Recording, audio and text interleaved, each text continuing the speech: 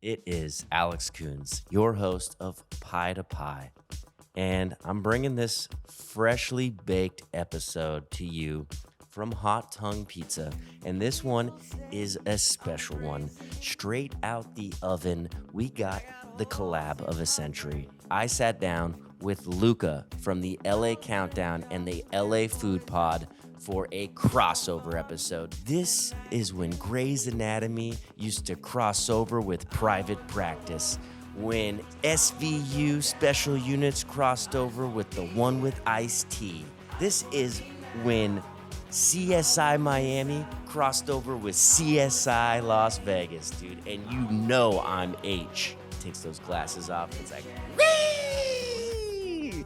Fuck, CSI was a great show. Anyways, I have had many conversations with Luca over Instagram, and it was so nice sitting down with him here at Hot Tongue. I know that there's listeners that are all over the country, all over the world. We talk a lot about Los Angeles, but hopefully the conversation that we have is very relative to all restaurants. Influencers are all over the globe now, and Luca is an influencer, and influencers are people that the restaurant industry, at least in Los Angeles, are now relying on. Clicks, likes, new customers, new eyes, and these are the people that can put you on, that can change the trajectory of your restaurant. Food influencers, in my opinion, are the new food critics, the new journalists, if you would, that really create lists and they gather information and they tell their followers where the hot spots are and where to eat.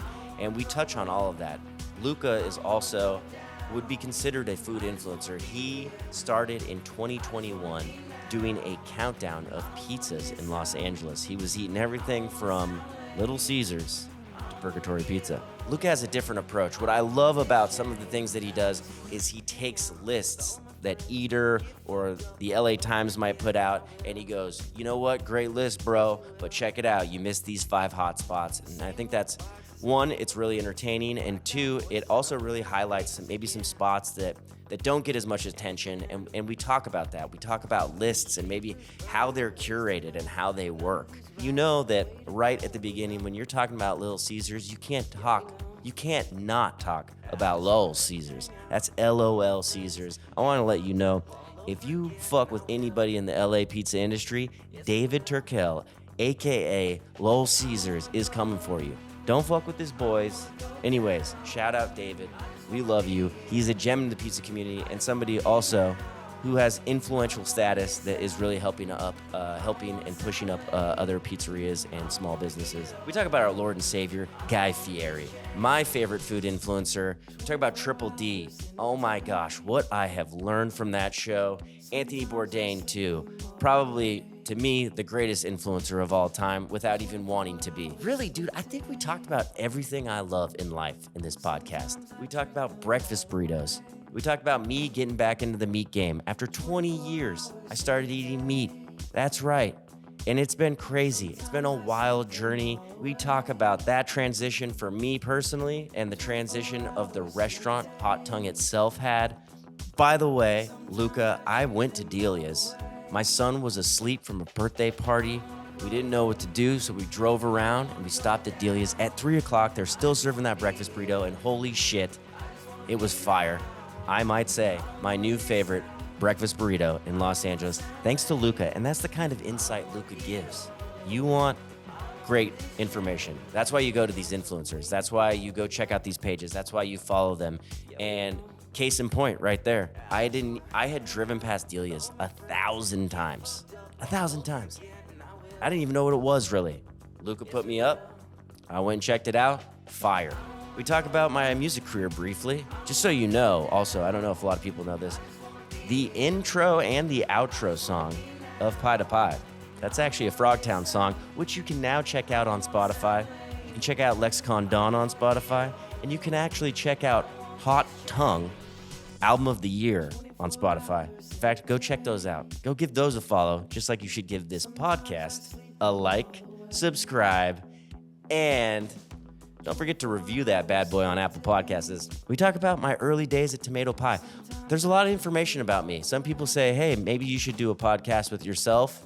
I really enjoyed this conversation. There was so much talked about, and there was so much meat, if you will, in this conversation.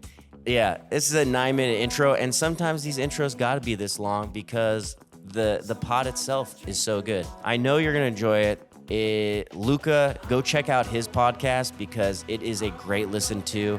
I just listened to the one with the owners of Subaki. Hopefully I'm saying that right, but it was so good. So anyways, I want to thank Luca again for coming on the pod. I appreciate you. I know y'all are going to enjoy this one.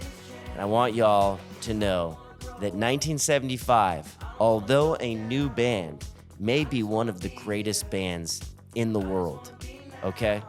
One of the greatest to ever do it. Let's get this thing going. Shout out, Luca, LA Food Podcast, the LA Countdown. Let's go, my boy.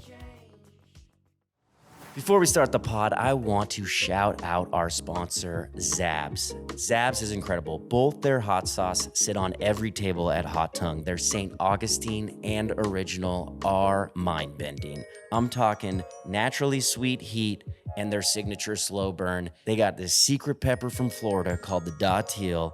It is hot, it is sweet, it is perfect on pizza, on eggs, on anything. And I know that anyone who tries it is gonna love it. If you don't know about Zabs, you gotta check them out. And you know who put me on their hot honey, which I think is better than all of them?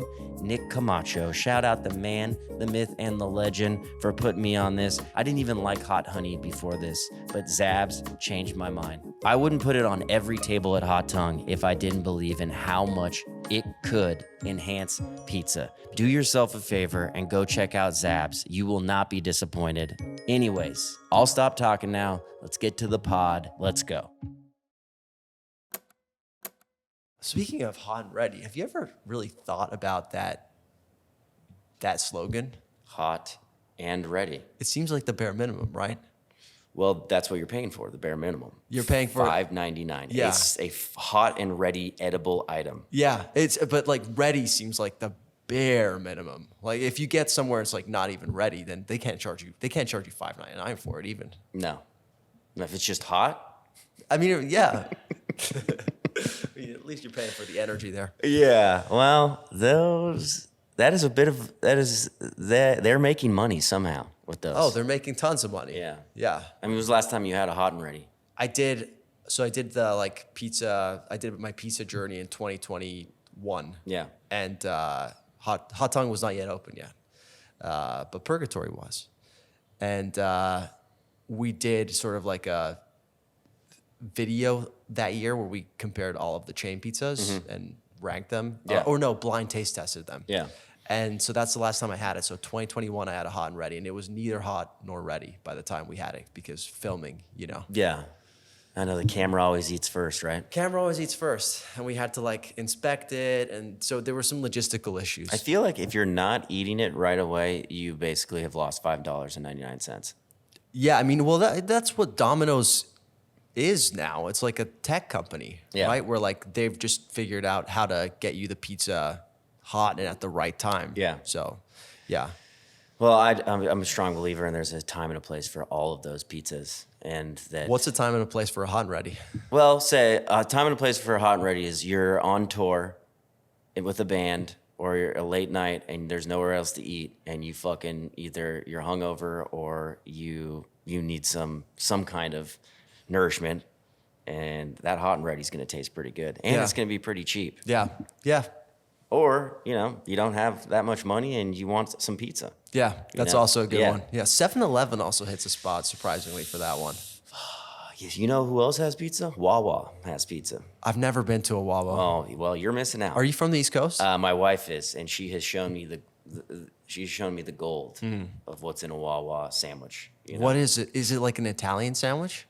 They have a lot of sandwiches, but really it's like an elevated 7-Eleven. That's how I would explain it. Okay.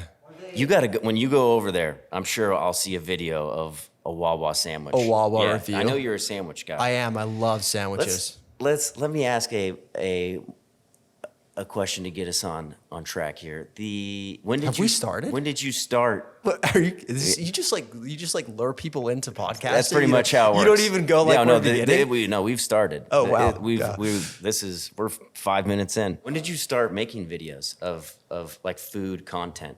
Well, 2021, that's when I started with pizza. And Okay. it was really just because I wanted to eat pizza. Yeah. Like I love pizza, and it was the pandemic and things were dark, and I basically just wanted to find a way to eat more pizza. So I literally put it in my New Year's resolutions. I'm gonna eat 100 pizzas this year. And I wasn't even gonna post it on Instagram, but my wife said, if you're gonna do this, you gotta at least post it on Instagram to make sure you're not just like eating pizza alone in a dark room. Nothing wrong with that, of course. But that's when I started. But back then, I wasn't even making videos. I was just posting pictures and writing long captions. As the LA countdown, though. Back then it was actually called the LA Pizza Countdown. Okay. I was very specialized. Niche. I like very it. specialized. Yeah. So it did LA Pizza Countdown that started officially in 2021. Started in 2021, and I would post videos to like stories of me eating the pizza and offering takes, but it was like the Blair Witch Project of what I do now, basically. Yeah. Where are you just saying because it was scary, or you like couldn't, like you had Parkinson's, or? Yeah, both of those things. Like the camera work was shoddy. Some videos were just of the floor, like accidentally, and some of them were inexplicably in black and white, like that kind of thing. Yeah. And then, but if you looked at my grid, it was all just pictures. Videos, really only started with tacos in 2022 when I realized I was gonna have to switch up foods. Yeah. Sadly. So you did pizzas, tacos, and you did in 2023. You did sandwiches, right? Sandwiches. I just got done with sandwiches. Do you guys have sandwiches here? We did. We had one sandwich. We had an eggplant sub. Actually, somebody was like, "Yo, you should try Hot Tongue's eggplant sub," but it is long gone. When it comes back, I'll let you know. Please. Why did it leave? We made our own bread, and then like breading, cutting, slicing, like, and fucking breading, baking, and frying the eggplant just for the sandwich, like was a pain in the ass. Yeah. And it was, we also started off when we opened, we were doing bagels too, and it was kind of like a similar thing where it's like we were doing bagels every Saturday. We were doing the sandwiches every Tuesday. Some days we'd sell out, and some days we'd sell one, and it was just so much fucking work. Were you using the same dough for bagels and pizza? No. So the bagels, we were making gluten-free fucking bagels, which was like an insane process. Yeah. And then I had marinated tofu to make this like breakfast sandwich, and it was bomb. Matt had it a couple times. Sounds delicious. It was good. But if the eggplant sub goes back on the sandwich, I'm gonna personally call you and say, listen, I better see you on Tuesday. Making a video. Yes, I want the video. No, you just got to be ready for the heat of the rating, because with sandwiches, I actually do provide a rating. Although I feel kind of bad about that now, because I don't know if you recently saw, but like Rick Locks went over to La Sorted's. I saw that. And he got shit on by LOL Caesars. Yeah, LOL Caesars did not like that. David, don't fucking come for David's boys, dude. Dude, he's like the godfather of LA pizza. Like literally, like meaning like the fucking godfather. Yeah, he'll take, he knows people. And I don't mean that in like a way like, I've heard other pizza makers be referred to as the godfathers. Yeah. Like Daniele Uditi. You're just basically talking, he's a mobster. No, he will fuck you up.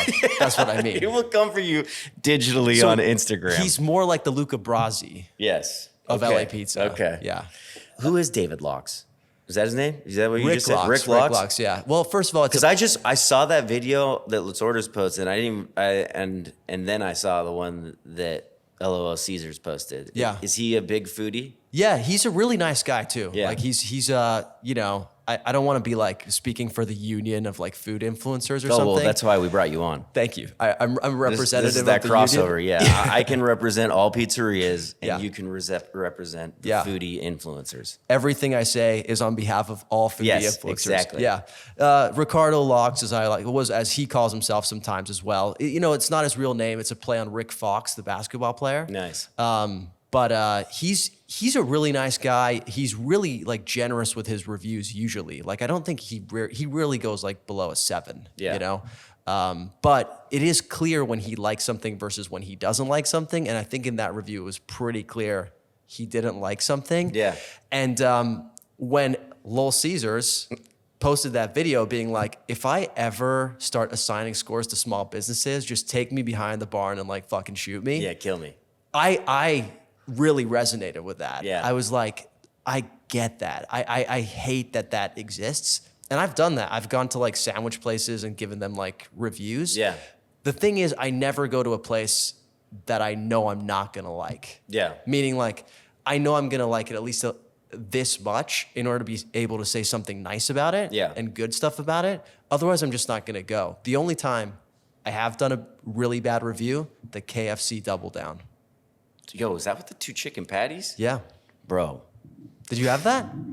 I did not, but my friend was obsessed with that, dude. In like an ironic way or for real? I mean, I was like hoping it was ironic, but I think, yeah, he was a roommate at the time, and like he was eating it more than like it was like funny. So Yeah. Have you checked on him? Is he okay? I mean, he's married now with kids, so he's doing okay. He's actually vegan now, which makes which makes a lot of sense, dude. The Double Down will fucking turn you vegan. Yeah, that adds up. I think I gave that one like a 46%. Yeah. And that was literally just because the way I graded things was like bread, fillings, construction. Yeah. Didn't have bread. Yeah. So automatically out of the gate, it was going to get a lower score. But it had so much vision. 2 chicken patties as a bun? Yeah. No, creativity off the charts. Yeah. Absolutely. Like 100%. Yeah. And you know what? Execution, KFC, fried chicken, there's definitely worse things in the world. Yeah. You know, with the rating systems and like people rating things, it's unfortunate, but like, would you say like the public wants that? That's what people want. They want to watch the review. They want to see the number. They sometimes like things getting shit on. 100%. Like it's all part of the drama and making these videos and going to places like, if people are following you, they're looking for like a critique, because I think this is my hot take is that people are lazy, or a lot of people are lazy or don't have time. And so like getting on and finding a trusted influencer, they can be like, oh, this guy said it was a 9.5, right? I'm gonna go eat that chow mein today, you know? Yeah. Like that's what they want. They want the number, they want the critique, and then don't you need to like level out the bad and the good so that people like trust you? I think what we're getting at too, or what you're getting at, is like sort of like the role of what the food critic used to be. Yeah. Right? Like, yeah, which is now the influencer. Yeah, well, you could definitely make that argument, and I probably would, in terms of like who has the most influence. Yeah. And I think the person who maybe has the most influence in the food world, the biggest critic, Dave Portnoy. Yeah. Barstool Sports. Yeah. Like whether you like him or you hate him, Yeah. you can't really argue with the sort of like influence he has over the people who follow his shit. Yes. And like we just saw it happen with Ozzy's of Pete's. Yeah. You know, like great guy, putting in tons of work for years. I'm sure he's seen like an increasing trend of success over the years. But Dave Portnoy hits up a spot, says this is incredible New Haven of Beats. Yeah. And I'm sure he's seen things skyrocket, right? Yeah, well, there's no doubt. I mean, like no one has talking with him and seeing what's going on. No one scales that fast. Yeah. I mean, he literally, I think after the review dropped, like 6 days later, he had to buy a new oven. That's crazy. He doubled his employees. Like those are life-changing numbers. That doesn't happen in real life. Yeah. You know? Yeah. And the thing is, like, with the food critic, though, I think the role used to be like people have a limited amount of money to spend that are reading this paper, and they need a trusted voice to be able to go say to them, hey, this place is worth your money or this place is not worth your money. Yeah. And I don't think that's what food critics are doing anymore. Like if you look at Bill Addison in the LA Times, or Jonathan Gold even in the LA Times, he basically only started reviewing the good places, the places they like, which is same thing, just different approach, a more positive approach. Yeah. And I think a lot of food influencers are trying to do the same thing. And I think I include myself in that. Like, I don't want to go to a place To shit on to him. shit on it. I'm basically like the trust I am cultivating with the people that watch my videos is that if I'm even going to a place, it's because I think you should be paying attention to it. Yeah. So I don't think you need a mix of the good and the bad. I think where you can earn that trust is if you're not going to a place, or if you don't like something at a place, and you can sort of like say why, or like give some constructive criticism or something like that. But you don't have to just be like all flowers and rainbows and sunshine all the time. Yeah. But you also, it's not, I don't know. I feel like there's so much negativity on the internet already. Like, what good is it going to do? Well, it attracts people. Well, yeah, and you bring up the point of, do you feel like people need the lists and the rankings? That is 100% true. The videos that always do the best are the lists, are the rankings, are the ones with the scores.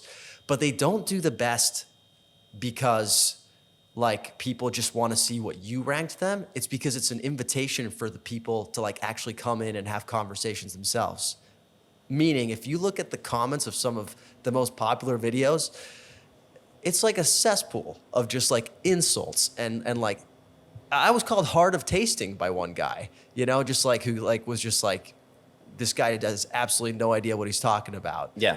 That's what they get on there to do. And that's why I think the lists are more popular, because it gives people an opportunity to come in and give their opinion. Well, yeah, it's clickbait, essentially. Yeah. I mean, a lot of those lists, especially in Los Angeles, they don't change.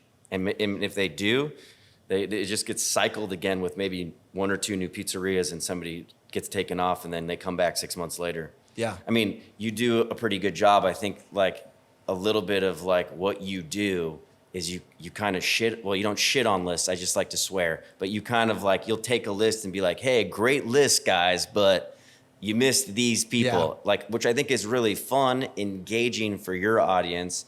And it kind of like separates a little bit of what you're doing against maybe like what Bill Addison's doing or like Eater's doing, you know what I mean? Like, yeah. Was that kind of like a thought out thing for you to do? Because you definitely like, it is a little edgy to be like, wow, cool list, bro. But, yeah. I mean, I think that came from a place of being frustrated myself with what you just said. Like, all the lists are the same thing over and over again. And I constantly saw, and I think it started with pizza. And I constantly saw some places I really love getting left out. And it feels like they never got a chance to get in. Yeah. One place that comes to mind, which I feel like gets left off of every list almost, is Gras in Echo Park. Yeah. I've always thought they had like one of the best like sourdough wood-fired pies in the city. Yeah. Really creative with ingredients, like very like seasonally driven. Like their other dishes are fantastic as well that they have on the menu. And for some reason, they're always left off lists, to the point where I'm like, what did they do to you? Like did you have some personal vendetta against them or something? Yeah. And I think it's like making those videos started from a place of being like, hey, okay, this is a list, a lot of like very deserving places on this list, but like how, like, I just want to give shout out to other places as well, because I do genuinely think, like what you were saying, a lot of consumers look at these lists and treat them as Bible. They never go outside of it. They do. Like, they're just like, I need to go to like a place that's been like verified by Eater or The Infatuation or Time Out LA, or something like that. Like, the conversation of influence is like so interesting to me, because whether it's an Eater article or somebody coming in and blowing your spot up, it's like, when does it stop being about the food? You know what I mean? Because it's like, you were talking about Gras, which is incredible pizza, like should be on all those lists. But what is it about that place that like, why isn't that place on there? And I'm not going to name any names, but so-and-so is on there, and I've had their pizza, and it's not that great. Yeah. You know what I mean? Like, or getting a great review, somebody coming in and with like 350,000 followers and saying this is the best thing they've ever had. I think there's always more at play. Literally, I've been told by a reporter that one of the things they do to make their lists is some element of affirmative action, meaning like if they're making a list of 20 sandwiches, right? Yeah. And there's 4 Italian sandwiches that maybe deserve to be in the conversation, they'll do like 2 of them, right? And they'll leave space for, let's say, a vegan sandwich place, because there's no other vegan sandwich space on the spot. So they're looking to create a diverse list. And I feel like that's what happens a lot of time with pizzas. So for example, I've been shocked, right, to see some pizzas included at the expense of others. Yeah. But what I think is happening in those situations sometimes is that reporter is trying to do a little bit of their own quote unquote affirmative action, meaning like, okay, gras could be on this list. It's amazing pizza, but I already have like 2 sourdough pies on here, 3 wood-fired pies. The layperson looking at this list is just going to be like, this is all the same pizza over and over again. So I'm going to include like a Domino's ripoff in Koreatown, not naming any names. Yeah. But like, that's what I'm going to include because it's a little different. Yeah. So essentially, these lists are bullshit. A lot of them are. Yeah. A lot Because of them it's are. like, it's also like even being like, oh, we put Cosa Buena on it. And that's only half a mile down the road. So now we can't put gras. Exactly. Something like that. Yeah. You know what I mean? Yeah. It's just tough, like being in the restaurant industry and like seeing all these lists come out and like, and not being a part of it and like being like, you know what, it's okay. Like, I don't want to be on I don't need to be on the list, but you do want to be on that list. It does have influence. Like people, like the layman person gets emails from Yelp or from Eater and infatuation with these lists. And they're like, oh, I've never heard of this place. They just got 17 on this list. You know what I mean? Yeah. And so like what it can do for a restaurant is important, especially in like this climate. But it's hard not to be hardened and get a little spiteful and For be sure. like, these lists are fucking garbage. Have you been included on any lists? No, None. never. Not in Purgatory and not here. I've got like some like great, good vegan restaurants. I think we really got pigeonholed. We obviously have meat and dairy now, but I think like, you know, even on like a list you made, you're like, well, you got to eat your veggies. It's kind of like, it was just like, it wasn't about pizza. It's always been about like, oh, they were vegan, but it's like the way these things are judged too. I feel like I eat a lot of pizza, right? And what do you judge pizza on? I judge it on like a dough profile, you know, like your crumb structure, like how good it is when you get to that final bite and it's just the crust and there's nothing on it. You know what I mean? And it's like, I personally feel, and obviously I'm biased, but I feel like I'm easily top 5 if you want to go toe to toe with bread baking. Yeah. You know what I mean? Like what we do in the back there with our dough program is it's like light years ahead. But because I think we opened up 100% vegan, it really did like, and as somebody like coming in here to try it, it's easy too. You think like writers or people. It's probably just like, oh, we got a vegan. Yeah. We got the token vegan. We can put this on the list, you know, and call it a day. And I think there's an element of that, but I also think there's an element of them knowing what consumers are, or thinking they know what consumers are going to think when they walk in too, right? Like, like a consumer, most consumers are not pizza heads. They just like know like what they've known their whole life, which is like, we're going to get a cheese pizza, pepperoni pizza, call it a day, right? Yes, 100%. And so I feel like you're right. There is an element of like laziness in just pigeonholing a pizzeria like Hot Tongue or Purgatory as like a vegan pizzeria. I think they're probably just trying to, you know, differentiate it and to almost like fire a warning shot, if you will, to the customers, because that is like something that they will expect. Yeah, no, it's 100%. But I feel like the way, and this is what I think is even more valuable than lists, and what I try to do when I go and look for places, is I try to look at what other people in the industry are saying about other people's products, and who are the ones that are sort of like most like beloved by people who actually know what they're talking about, who aren't just the people who are like, you know, reporting on it or making videos on it for a living or for fun. Yeah. And so like, you know, when you say I'm one of the top 5 in terms of bread, like, you know, I think a lot of people might hear that and be like, of course, he's just backing himself, right? He just like believes in his product and whatnot. But based on what I've seen, based on following on every like pizza maker in Los Angeles and how much they respect you and your program and whatnot, I think, you know, I have reason to believe that, right? Yeah. Because I know that you're respected in the industry. I know that Purgatory is respected. I mean, the amount of times that like I've talked to pizza makers and they're like, but have you been to Purgatory? But have you been to Hot Tongue? People that I respect, like Nick Camacho at Lucky Nick's and whatnot. So like, that's, I think, a better way if you're an interested consumer to actually and have the time to do your research. Yeah. Unfortunately, a lot of people don't have that time. No, I mean, and we're talking about like, because you're a foodie, obviously. I mean, I resent Yes. that label, but yes. Yeah, it's like being called a hipster. Yeah, exactly. But not, and other people would call themselves foodies, but they just like, I think about food. Like my favorite thing to do is go out into a restaurant, sit down, order, like enjoy the whole experience. I went to Donna's, have you been to Donna's in Echo Park? No, I'm meaning to. I think you'll love it. Yeah, you liked it? It was like one of my wife's. It's like very East Coast. It was just like it was a treat. Like the whole experience was great. But like that's what I love. Like walking in the doors. I've never been in the space. You sit down, the cutlery, like you can hear the kitchen. Your waiter or waitress is super nice. Like that's the experience. Like you love that. It's a special time out. Everyone likes doing that. Yeah.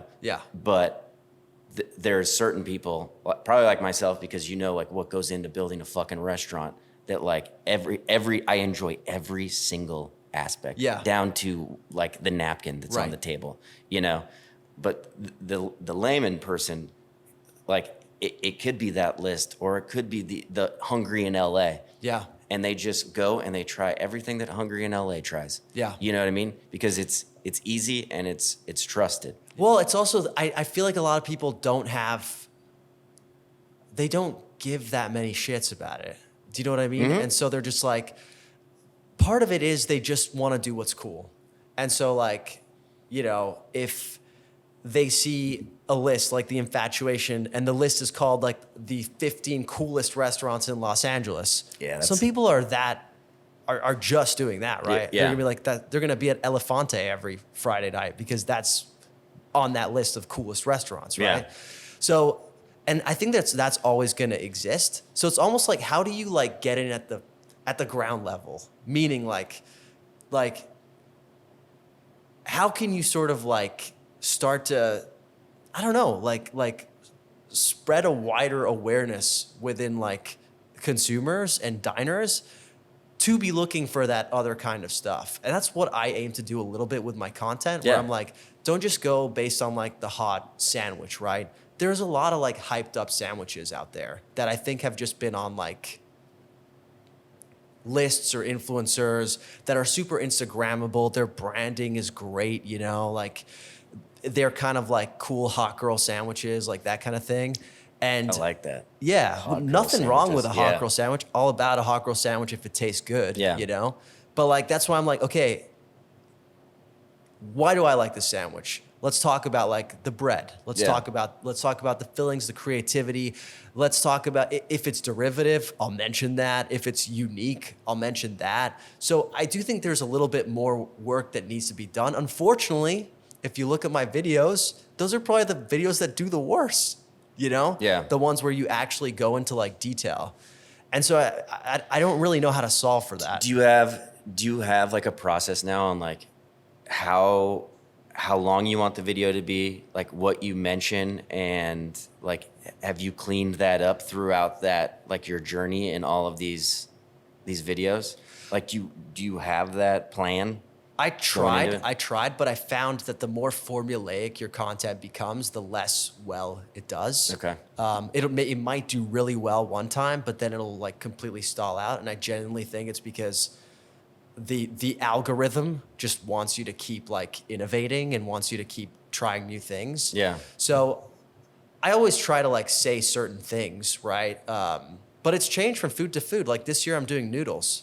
And like with sandwiches, a lot of sandwiches are apples to apples, but noodles are not. There's noodles from all types of different cultures. Yeah. And, and also I'm not an expert on any of those cultures. And frankly, when I did tacos in 2022, I got a lot of resistance to that. This white guy coming in and telling people what tacos are good or bad, right? Yeah.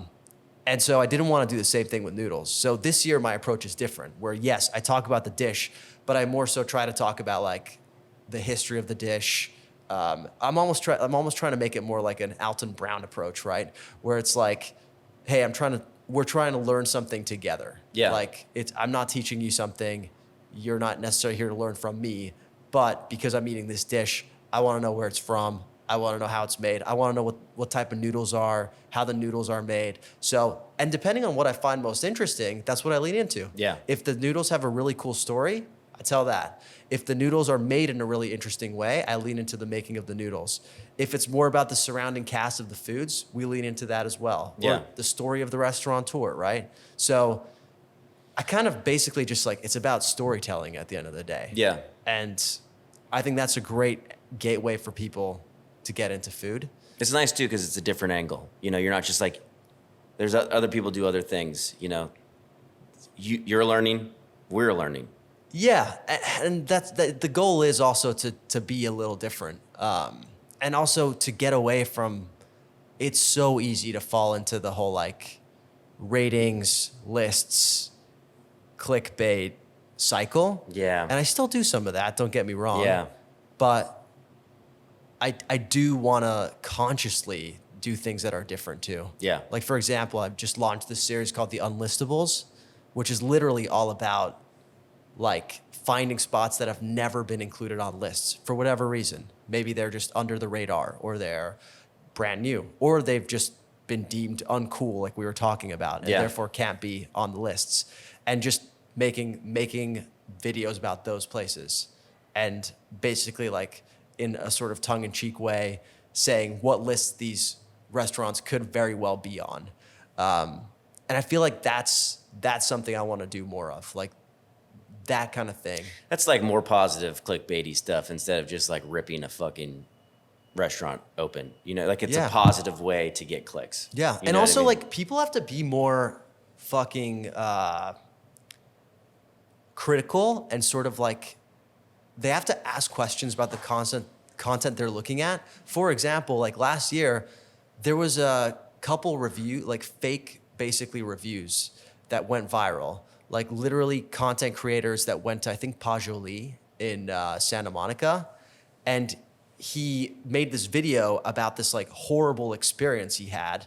And then it turns out that it was all staged. Like he didn't actually go to the restaurant and have that experience. He had a very normal experience, but like played it out to be something different, and almost like put in production value to the video in order to make it more viral and clickbaity and whatnot. Yeah. And I like people just bought that at face value and were like, I'm never going to go to Pajoli. And I think that the tilt of it was like, I paid $40 for a plate of fries or something like that. Yeah. It's like, no, he didn't, right? But now a bunch of people just saw that video, are never going to go to Pajoli. Yeah.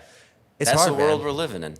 It's And hard. that's also scary because it's like you can say things or twist things, and people don't, a lot of times, don't do a lot of research. Like a video like that is, and what that can do to a restaurant is fucked up. So I got to ask you, because I think like you are someone that I look at that has clearly grasped the importance of social media. Mm-hmm. Like when I look at your content, like I've said this before, but I think you guys have like the most creative content out there, like best social media game in the game in terms of like creativity of content. What is your approach to it? And what effect or impact have you seen from it? I think the approach is always fun. Yeah. I think that's what it comes down to. I think that being in the restaurant industry as long as I have, like there's so much there's content in my head that like usually most of the time the funniest ones are at the customer's expense, you know?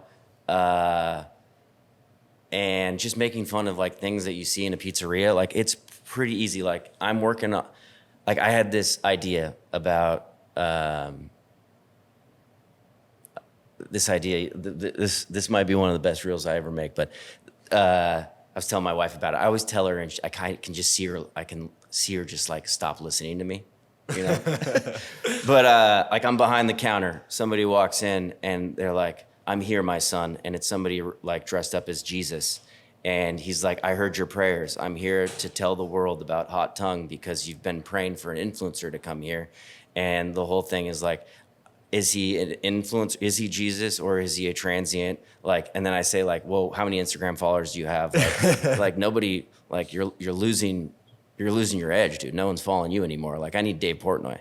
Anyway, so there's like, you know, like that's where these ideas come from. Or like somebody says something like Dozempic, you Yeah. know, like, yo, like Dozempic, it's a dobiotic. And then it's like, yo, let's make that a reel. So Yeah. it's just like, it's just dumb shit we're talking about in the back. Yeah. And it's fun to make. Yeah. It's like, it sounds like an outlet for creativity as well. Yeah, I mean, I think like you can make pizza, and pizza is an outlet for creativity, but you know, I wouldn't have a restaurant that looked like this if I didn't give a shit about like other aspects of design, you know, our t-shirts, you know, even like the wine bottles that I like, they have to look a certain way. So like the Instagram, like it's all a creative outlet. I mean, like the Instagram I used to call an art project until my wife told me like, yo, like if you don't start posting food pictures, like I'm going to divorce you, you know? She didn't say that, but like, you know, that's what it's there for, I guess. But you can do both. Yeah, which I have done. But when we started out, like the whole thing was just, it was a grid full of crazy ass reels with people in wigs and shit doing weird stuff. It was awesome. Yeah, I'm getting back to that. Yeah, there was one like didn't you go by like to the river for one? Yeah, that was my chef's table one. I just watched like the Chris Bianco chef's table, and I was like, let's go make a chef's table where I use LA river water for our hydration. Yeah, I love that. I mean, honestly, I'm surprised you don't actually do that. Use LA river water? Yeah. Well, I think that we would probably have multiple lawsuits. We will have poisoned probably 50% of our customers. Yeah. I actually, during that reel, like put the water up to my mouth, and it got some on my lips, and no joke, like I was sick the next day for like 8 days straight. You know, there's like 2 shit plants that like go right into the LA River. I believe it. Yeah. Yeah. And 2 water treatment plants that are just flowing down the river. So there's a lot of unofficial shit plants too. Yes, there is. There's also that's a good call. Yeah. So anyways, I've only taken my son swimming there like 3 or 4 times. And that is good fatherhood. Yes. I got asked too about have you seen this like show, the Chrissy and Dave dine out thing? Oh my God, yeah. I told you that on Instagram. Yeah, I watched the Bianco episode. What did you think? Well, you know what was funny? It was like my wife never wants to watch cooking shows with me, and it was like, was this show created so that I could watch this show, and then like they could be talking about Hollywood gossip over here, and then they'd cut to Chris Bianco. But I love David Chang, and Chrissy Teigen's great, but it was tough. It was forced conversation at that table, and I hate TV or entertainment that feels like really staged and set up. And like the whole thing just felt like a rouge. I think it's really hard to make like new creative food concepts. Yeah. Like obviously Chef's Table has done incredible, and that whole like really that like high profile, high def documentary for food, like that was probably the last interesting innovation I think in food TV. Yeah. But like other than that, it's been like all the same competition shows. You know, Stanley Tucci going to Italy, just like everybody going to Italy, you know. Yeah. Some people Italy's going to Mexico. Beautiful. Yeah. But it's those kinds of shows over and over and over again. I mean, I'm sure a guy like you has some ideas for like better food shows. Yeah, me and Matt are actually working on one. How? Where we go, it was, I don't know, it's probably got to be called Taste. I mean, it's Taste Buds, but I was thinking maybe we call it Clocking In. But we did our first episode. I mean, to me, the perfect TV show is like Better Parts Unknown with Bourdain, like his like voiceovers and like the other stuff that he would go do outside of just cooking. Like I could watch any one of his shows, you know, forever. Yeah. But then the greatest food show of all time is Diners, Drive-Ins, and Dives. I mean, and like that show doesn't get old to me. I could watch that shit on repeat for the whole night. You could ask my wife.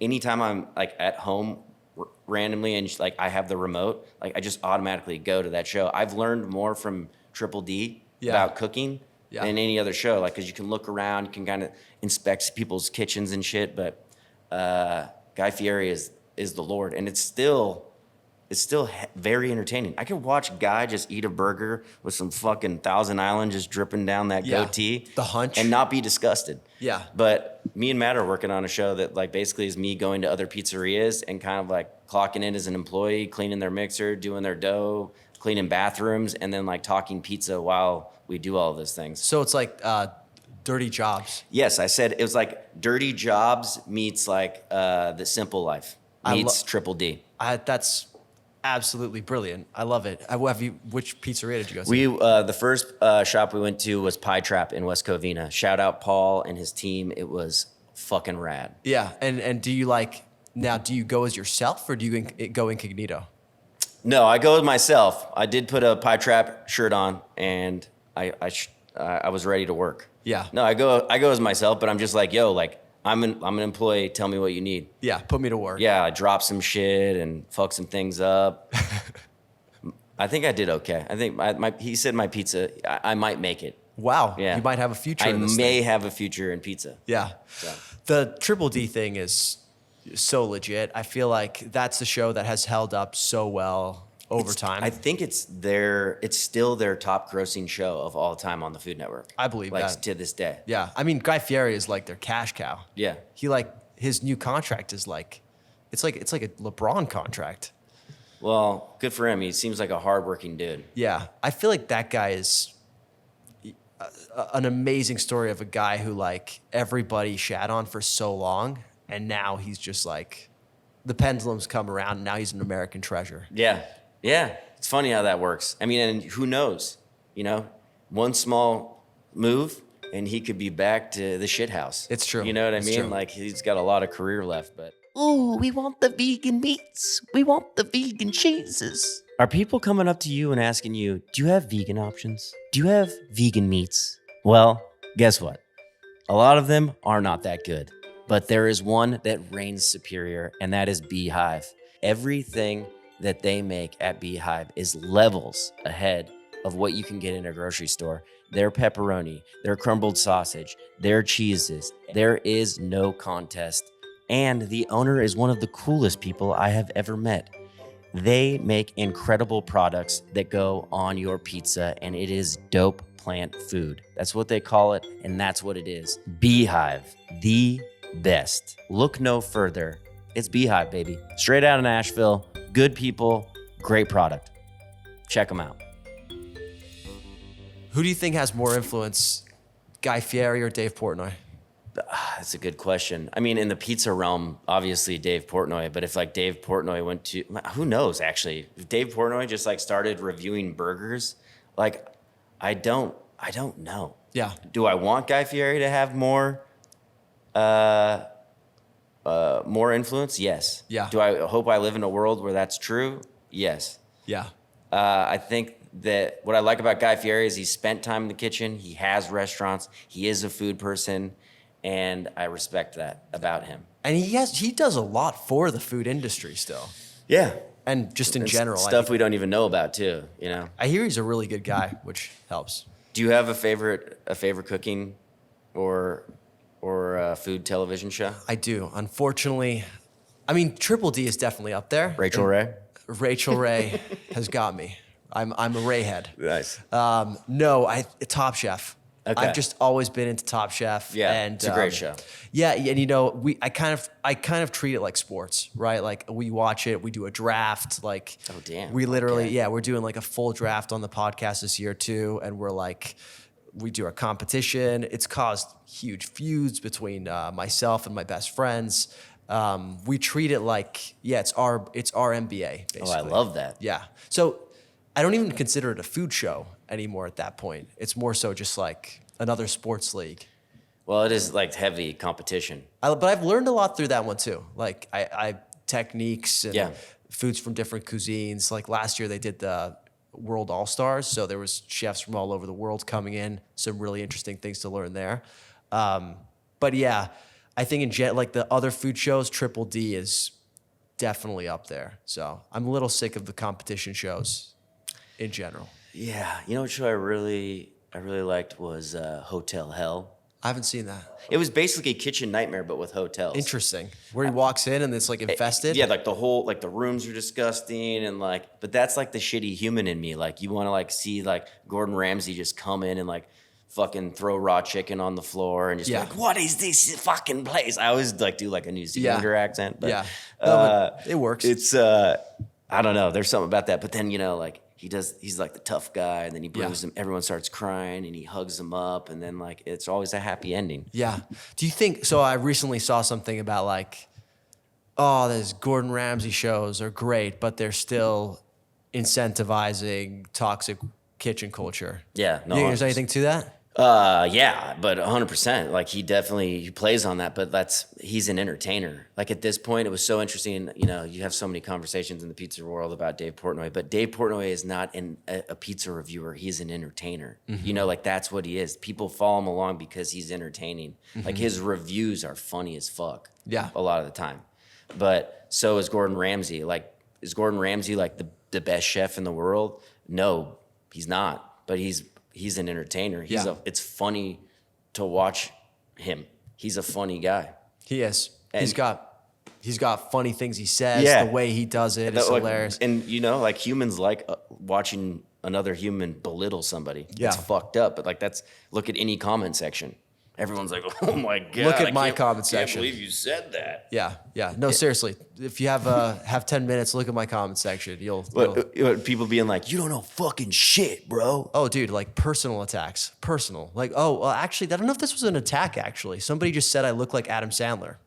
Dude, that's a compliment. That guy's a fashion icon. Is that a compliment? Yes. Okay, I'll take that as a compliment. Don't get too many of those in the comments, so. Are you serious? How do you deal with that? I find it hilarious. Really? It And never gets to you? No, although I do respond. I respond, which is funny because I worked in communications for a long time. And, you know, if I ever had a client that like got shat on in comments, I would always be like, don't touch it. There's no upside to doing this. But I can't resist. And I do it. I try to respond in funny ways. I'm not like, for example, somebody was like, hey, your list is whack. And you know, I was like, I think my response is like, agreed. By the way, unrelated question. Are we still saying whack? Like that kind of thing. Like I'm just trying to like. Wait, that's what you wrote. I was saying, yeah, whack is in, dude. Oh, is it? Oh, are we still saying whack? I don't know. I'm older than most, I guess. Whack is in. You're not older than most. No cap. No cap. No cap is in. Don't be capping, son. Yeah, a lot of people say no cap in the comments too. But yeah. So you got some young ones in there. Oh, the younglings. It's either like younglings or oldlings. Very oldlings, yeah, who are like writing things in caps for no reasons. I love writing in caps. Yeah, but you do it for a reason. Yeah. So it doesn't bother you at all, like getting shit on, like that like, because I say it doesn't bother me either, but then like sometimes like a Yelp review or like a comment, like it just like sits right here with me all day. Yeah, but that's... And I'm like, what the fuck? Fuck you, Judy. Okay. Judy R. Right, but Judy R is commenting on your life's work, is commenting on your business, is commenting on your craft, probably. Yeah. I'm getting commented on how much I like the fucking tuna sandwich. Yeah. Do you know what I mean? Like the stakes are a little different. Okay, you're right. But seriously, Yelp comments get to you? Less and less the older I get, and I think like that's what wisdom is, right? You know, you go through like you get shit on enough, like it stops bothering you. So I'm much better. But yeah, when it's like a just the review makes no sense, or like it's somebody like ripping me open because of my pricing, it's like, yo, dude, this is a your problem situation. Like pricing is right there on the menu. It's on the website. You decided to pay for it, like, and now you're gonna let that guide this whole situation. You know, like the stuff that we get reviewed badly for, where it's like has nothing to do with the pizza or the service. That stuff like really, really bothers me because I find that so many people can be so entitled, and maybe it's people that have never worked in the service industry, and like you don't know how hard or your margins are. You know, just how tough it is in this industry, especially like right now in the climate that we're in. I mean, you know, like with all the restaurants that are closing in Los Angeles and everywhere else, like it's fucking tough. It's crazy. So when somebody like says some dumb shit and it's the first thing I see in the morning, sometimes it's hard to shake it. My wife's like, dude, you need to turn those push notifications off. Yeah. And she's right. But you got Yelp push notifications? Yeah, I have no idea. I don't even know when it happened. And I thought I turned the Google ones off, but the fucking Google ones, I mean, granted, most of these reviews are always 5 stars. Yeah. You know what I mean? But you're going to get 15 5 stars, and then somebody's going to give you a 2-star review. Yeah. And that's all you're going to see. Yeah. And do people ever review you based on the pizza. Yeah, most of the time it's like the 5-star ones Are on the pizza. are mostly the pizza. I mean, if you look at like if you look at our Yelp, a lot of the 1 stars would have something to do with us changing from all vegan to meat. And they're like, fuck that. Yeah, they're basically like Angry vegans. They used to be good, now they're not good. But the thing is, we've only gotten better since adding cheese and meat. Yeah. Nothing has really no pies have changed. It's just like we did something that other people didn't like. Yeah. Yeah. Are you yourself vegan? I was vegan for 6 years, and after the debacle of this whole situation, I decided to not be vegan anymore. Based on I just thought about a lot of things. It was like without getting real deep and philosophical, like I had a lot of deep and philosophical questions about like, why am I vegan? Like, is an extreme approach to what I believe in the right way? How much stress am I putting on my life being vegan, and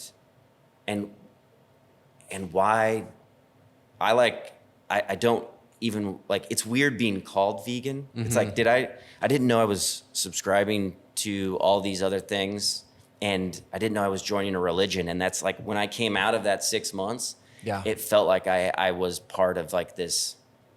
I didn't want to be part of it anymore. I didn't want to be put into a box. I just, when I sit down at a table, I just don't want anyone asking me shit. Like if I order something vegan, no one's going to be like, oh, can you eat anything here? It's like, no, yeah, like, I'm fine. You know what I mean? Yeah. So, but it was an enlightening experience to go through. I mean, there was a lot of conversations I had with friends, with Matt, with everyone.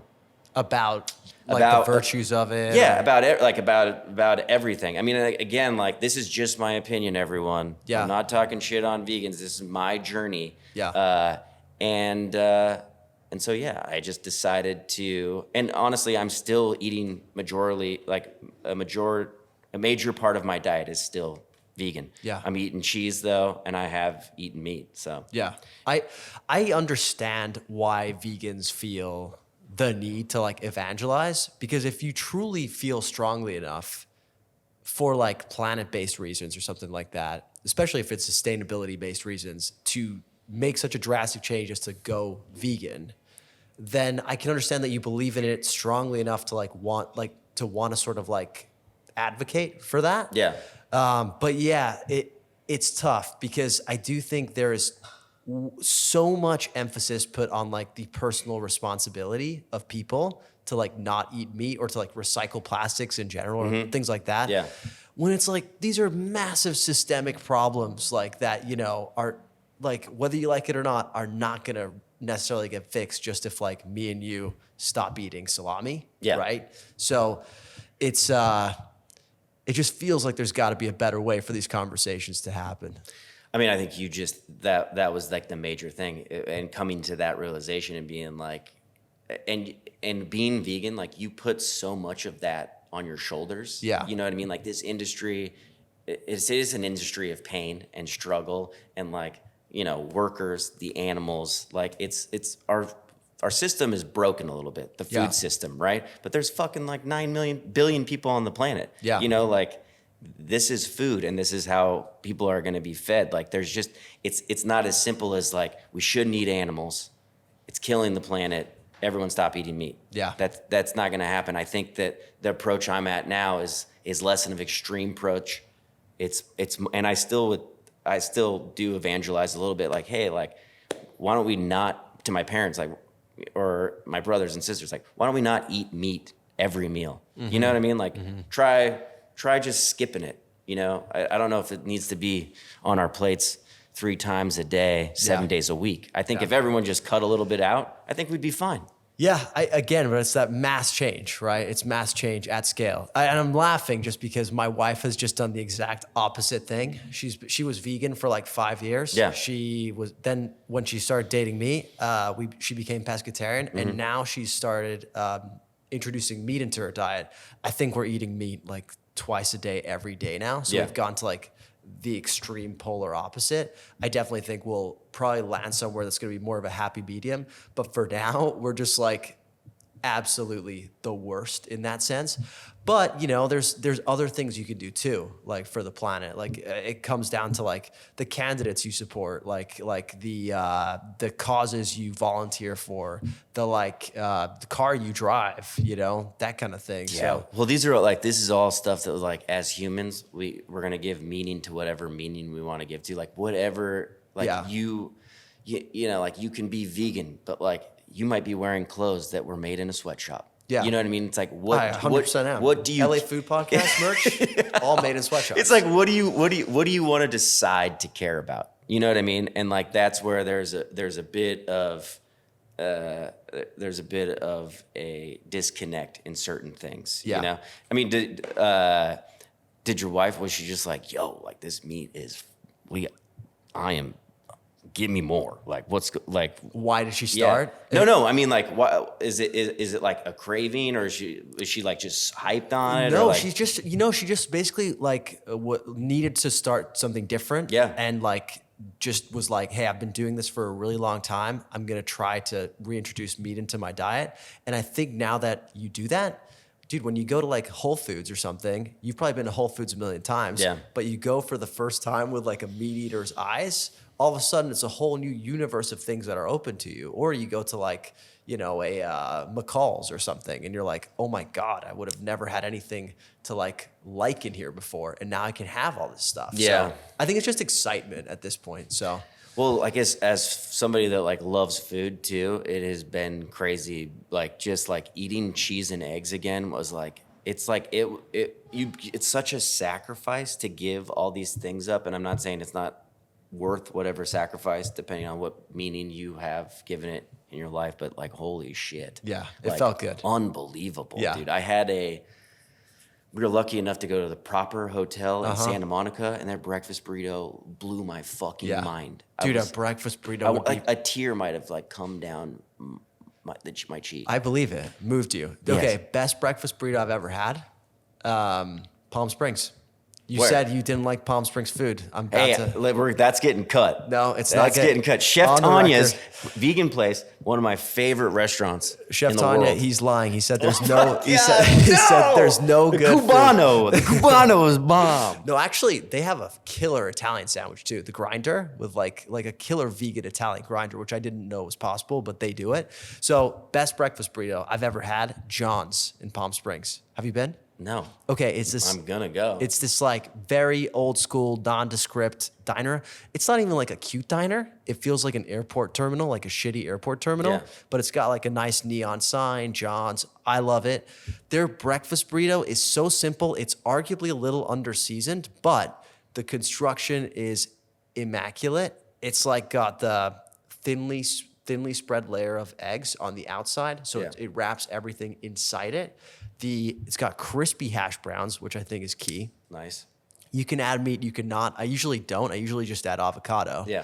And you asked for the sour cream and their house-made salsa on the side. Okay, you're a professional. Dude, it is Where's John's? John's. It's like Palm Canyon, North Palm Canyon. Okay. So just like right on the main street in Palm Springs. And it is one, A good breakfast burrito. dude, this one is like, it's no frills, none of this fancy bullshit. Just absolutely like simplicity, perfection. We served it at the like morning after of my my wedding. Okay. We got them, and there's two John's locations, one in Palm Springs and one in Palm Desert.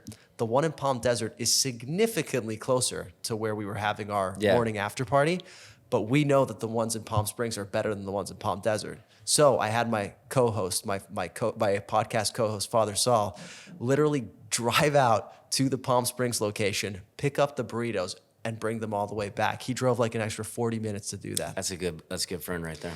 Or just my threats worked on him. Well, I have a lot Italian threats are scary. of as we talked about. Yeah. Luca Brasi. Yeah. Yeah. Best breakfast burrito in LA? I really like my local breakfast burrito at Delia's in Eagle Rock. So it's just on York and what is that street? York and Eagle Rock. Yeah, is that by Queen Street? It's like close on to the Queen same, Street. yeah, like by Vinavore. Exactly. Yeah. Really close to Vina Okay. Vor. Delia's slaps. Really good breakfast burrito. Also simple. I like the fancier ones, the Kofaxes, the Wake and Lates and whatnot, but I just find like I gravitate towards simplicity Okay. with the breakfast burritos. What's your favorite? I mean, honestly, that proper burrito was fire, but I have not had. Remember, I have like Yeah, you're just getting I'm back new. into it. I'm getting my feet wet. Wait, how long have you been back in the meat game for? So I hadn't had meat for 20 years. I went vegetarian when I was 19. So I'm like, I went out to dinner recently. I went to Horses with Lucky Nick. You had with some Nick cat? Camacho, and I ate some cat, and it was fucking delicious, dude. Holy shit! No, I actually ate a burger, and I felt fucking terrible. My body was like, Really? what is all these nutrients? Wow. It was tough. I felt like pretty gnarly, but I think it's just like your gut, your whole system is being shocked. But it was delicious. Everything was really good. Yeah, it still hit the taste buds. Yeah, dude. I mean, like I never not thought like any of it tasted good. It's just food does something for me that not many things can. Like just the look of it, the smell of it, like the taste of it, talking about it. It was such a great dinner. I mean, being out of the game for like 20 years, like. Nick and Janet were kind of explaining to me like what everything was. It's dead. We're going to Sap Coffee Shop, you and I, and we're ordering the blood larb. What is that good? It's delicious, absolutely incredible dish. The key is just don't ask what's in it. Okay. But blood fantastic. larb. Yeah. It just that sounds. Put some blood larb in the colander. Exactly. Stir it round. It's very. Was that more Harry Potter or something else? Yeah, that was like me being a wizard. Yeah, That was like, you're a wizard, Harry. Yeah. Yeah, he probably would have fucked around with some blood larb. 100%. Yeah, well, I'm down. I'm game. I'm Yeah. like ready to eat ostrich or whatever they do these days. Yeah, I don't know. I think ostrich is a little passe these days. Oh, okay. But you've been out of the game for a while. Very long time. One of my favorite breakfast burritos back in the day, music days, was actually before they sold was Burrito King's. Burrito King had one of the fucking dankest. Is that in Echo Park? Yeah, it was the OG one, but it's sold. It's much different. This was like probably 2010, 2014. Yeah. Being super fucking hungover and getting their breakfast burrito. It was just a joy.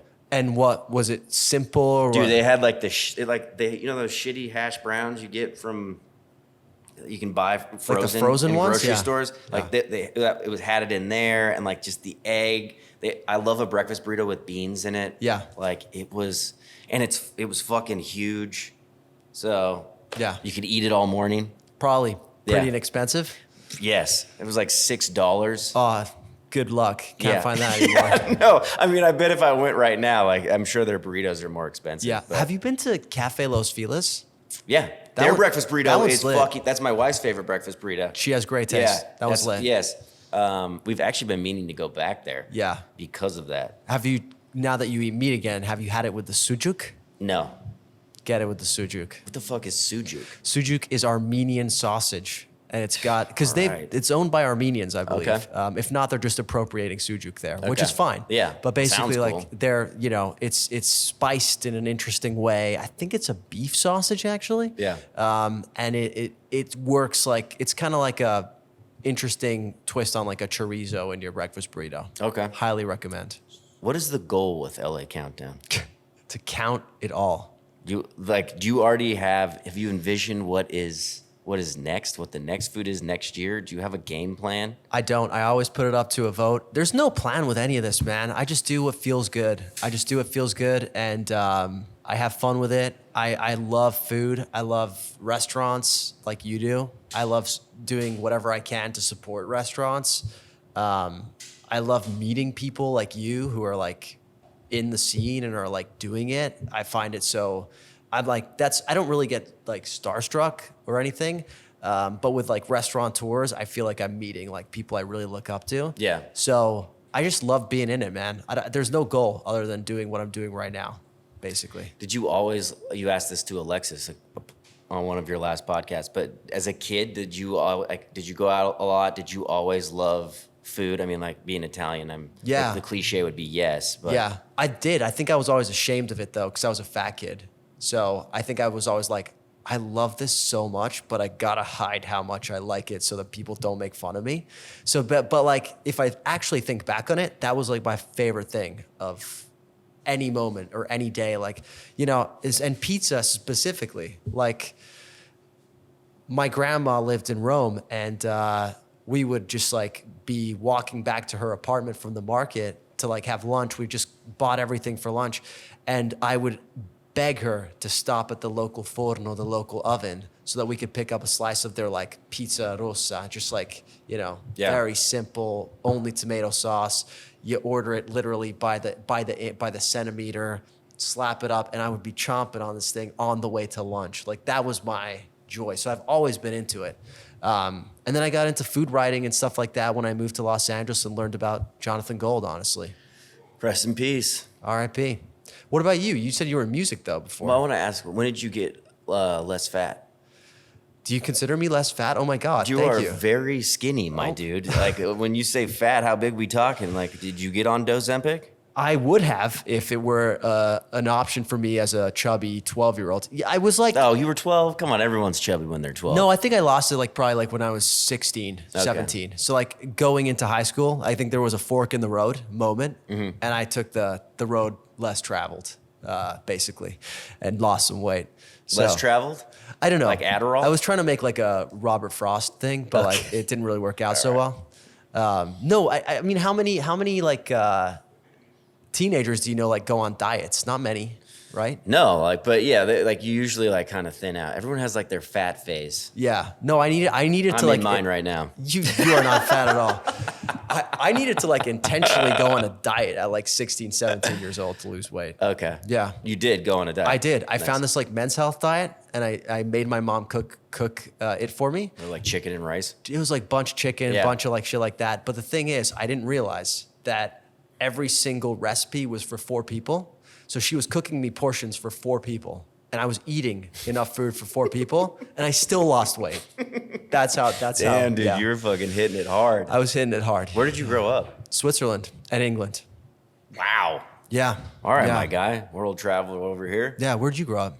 Like, like, after you say that, like, Seattle sounds like pretty fucking lame. I love Seattle. I was just there. Switzerland and England. Where's your Seattle- accent, dude? Seattle- Are your parents? Are they like? What are they? My parents are in Switzerland. They actually own a restaurant. Oh My mom cooks for a living. What kind of restaurant? It's an Italian restaurant. Okay.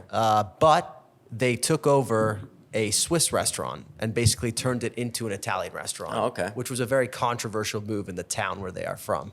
So it's taken a little time to like get the locals on board with their Italian food, but slowly but surely they've been able to do it. So that's where they still live. They still live there, Do they still speak- run it. do they day and speak night. Swiss? They don't. They don't even speak Swiss. They've been there for 20 years and they have not assimilated. That's great. Yeah. Do you know how hard it is to learn Swiss? No, but I can imagine. So I learned Swiss by playing soccer with, So you can speak Swiss? not anymore, but I could while I was there. Okay. I haven't lived there for like 15 years Yeah. and there's not too many opportunities to speak it here. But over there, I learned it playing soccer, and the kids I played with on my soccer team were all like Eastern European immigrants and refugees. So like I learned this very specific brand of Swiss German Yeah. where I spoke it with like an Eastern European accent. Yeah. So when I would speak to like my friends who spoke actual Swiss German, they'd be like, "Yo, why do you sound like you're from Albania or something like that?" So yeah, that was my Swiss German. Wow. Well, that's fucking sick. Yeah, it was good. But Seattle's cool too, man. That's where Seattle's cool. it's the Every Switzerland place of is the cool. PNW. Like, it is the Switzerland of the Pacific Northwest. You know, that's what they say out there. Yeah. Yeah, I mean, any place can be cool. You know, it's like what you make of it, right? It's true. But Seattle was a cool place to grow up in. Were you going to ask me the same question Which one? about food? I was gonna ask you. Yeah, you said you did music. How'd you my get into God. the food world? Well, I don't know if you know this, but actors, they go become waiters and bartenders, and pizza and musicians they go to pizza shops. Dude, it's so funny because I was just thinking about this a little while ago. How many people I know in pizza used to be in music? It's tons. It's a perfect restaurant job for a musician because it's always flexible, probably more flexible than like a regular restaurant. There's less responsibility for the most part. And if you have a cool boss, you can go on tour and come back and still have a job. And also like I know delivering like in-house delivery systems are basically on their way out, if not gone completely, but that was where I came from. And like the pizza delivery driver was like the essential fucking perfect job for a musician. I mean, like you're in your car, you can listen to your mixes, you're delivering pizza, you're making fucking tons of money.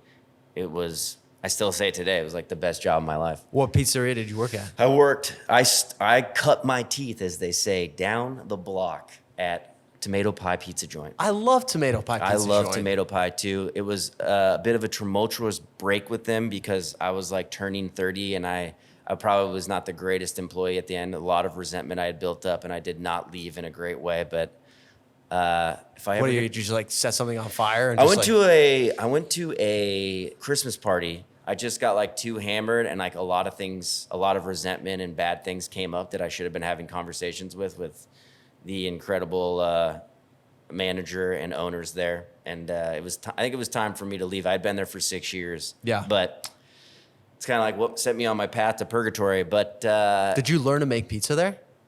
I learned like fundamentals. Mostly their management program was like managers would cut the pizzas and expedite, and then somebody was on the phone. So that then there would be a kitchen manager. But like fairly, purgatory is really like where I came into my own as a pizza chef, and like really saw what you could do, and I got into sourdough and it got crazier and crazier. But but yeah, I mean, fucking working at Tomato Pie, Postmates, like third party delivery. Yeah. They were doing on the Academy Awards. They were doing like upwards to $14,000 to $15,000, and you're taking like 40, 50 deliveries, and there's 6 drivers there. Like, Jesus. It was like the wild west. It was insane. Pizza delivery drivers, we were making more than like our bartender friends. Why is the Academy Awards the night? I think it was the neighborhood, and I don't know if the neighborhood's changed because this is also now like 10 years ago, 10, 15 years ago. But the Academy Awards night was fucking crazier than Super Bowl there. Wow, that's nuts. And Only in LA. maybe people gave a shit more about that. I don't know. But it was I remember, I'll never forget, the ticket printer was just, I was sitting. It was like the bear? But I was sitting at the ticket printer and I was collecting them. And I didn't lose them. I had all these tickets in my hands because they had a rail that was probably 15 feet across full of fucking tickets. Yeah. Like it got to a point at almost 8:30 where it was like, we're not going to be able to fulfill all these tickets. Yeah. That's crazy. That's my nightmare. I mean, I've never been in that situation. The closest I've got is I used to slice pies at a place called the Pie Hole in the Arts District. Yeah. And that was my nom. You know, like I was in the kitchen there slicing up pies and like serving it up. Yeah. And the tickets would come in on like a Friday night when it was like at the height of its popularity. Yeah. And I still have nightmares about that, about like having to like catch up and being behind on pie orders. Some of them are in the oven, some of them are burning, and like, so yeah, that's the closest I've gotten to that. Those times at Tomato Pie has kind of fueled where I'd like to be, like all the time. Because when you can see how a restaurant like a pizzeria that can get that fucking busy, they can do 500 tickets. Like I love being in the weeds. Tiffany would tell you that she loves being in the weeds. Do you like being in the weeds, Tiffany? Yeah, like you'll like real fucking like ride or die restaurant people, because that's when it's like, fuck, it's go time. You're in. Yeah, like you're locked in. There's tickets going. Like everyone finds their groove, and there's a certain energy there. Yeah, and it's like a high that I'm chasing. Yeah, it's really like that $15,000, that $10,000 night. We had them at Purgatory, like $10,000 nights during fucking COVID. Yeah, when it's all coming out of a fucking door. Yeah, like it was wild. Yeah, that shit was crazy. I mean, COVID, there was like there was so many rules, but there was no rules. You know what I mean? I do. Anyways, I'm You getting made all, your I'm getting own all rules. fucking amped I up was right gonna here. say, I Just feel like, like you need to go like make some pizza or something. probably need to meditate or some shit. Chill out. Wait, and then I just want to know, what kind of music did you make? He was like the MGMT, like Justice Blog House era. So it was kind of like synth pop. And then I like kind of got into like alternative, like an alternative rock and roll. Well, like, are there band comps? Mac DeMarco, Tame Impala, Cool. like kind of era. Yeah. Yeah. And did you go on tour and stuff, or like for any bands that we would know of? Well, I mean, you can still go check out Lexicon Dawn on Spotify. Lexicon Dawn. Lexicon Dawn. And in Frogtown, we just like recently just put our catalog out. It used to be up on Bandcamp, but Called Frogtown? it was called Frogtown. Our rehearsal studio was in Frogtown. That's awesome. Yeah. It was awesome. It was awesome. I miss performing on stage, but if I had treated that job like a job, Yeah. maybe I wouldn't be having these conversations, you know? But you treat pizza like a job. I do, because it is a job for sure. So, folks, coming to Hot Tongue, and look, I gotta say, like, man, I feel like I gotta apologize for pigeonholing you as a vegan restaurant on that list. Especially, I gotta say, like, to be fair, when I first tried you guys, you were 100%. a vegan restaurant. Yeah. I got to come back and try the non-vegan options sometimes. But if folks are coming to Hot Tongue for the first time, what do you tell them to get? We usually tell them to get everything. Okay. That is usually, they say, what's good? And we say, you're looking at it. And it's everything in the case. And they think you're like inviting them to like date you or something? Like, Yeah, I mean, we're open to anything, and because Yeah. the customer is always right. So, I mean, like, if they want to, like, pop over to the counter, make a pizza. No, I'm just joking. But no, that's usually the choice. Whether it's vegan or you're getting a pepperoni, like it is going to be good if you like pizza. I think what's fun to see now, having both, is people are more open. People are more open to come in because there's cheese and there's meat, and they're more open to try the vegan stuff. Yeah. Yeah. Because they are comfortable enough to have the stuff that they love to eat. Yeah. And cheese and meat is delicious, and so is the other stuff that we make. So I would just tell them to pick any slice because it's gonna be fucking amazing. I like that. It's like slice roulette. You back them all equally. Yeah, I mean, I wouldn't put them on the menu or have made them or had them out on display if we didn't want every single one of those slices eaten. I feel like you say that, but like I feel like there are restaurateurs out there who are like, yeah, I have this on the fucking menu, but I don't really. I resent those people. But it exists, right? Yeah, but if I feel like I have to put something on the menu, which sometimes you feel like you have to do, all right, if I have to do this, we're going to make this the fucking best gluten-free pizza that we possibly can. We're going to make our own dough. It's going to be something that I occasionally am going to like, oh, you know what? I'm going to eat a gluten-free slice today. Yeah. Like there's an intention and there is love behind every item. Yeah.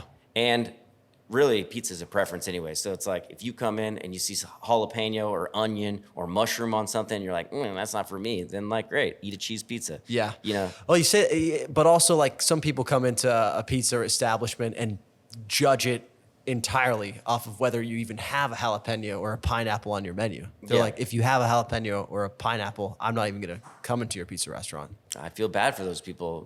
It's like you're missing out on life. Are you a pineapple on pizza kind of guy?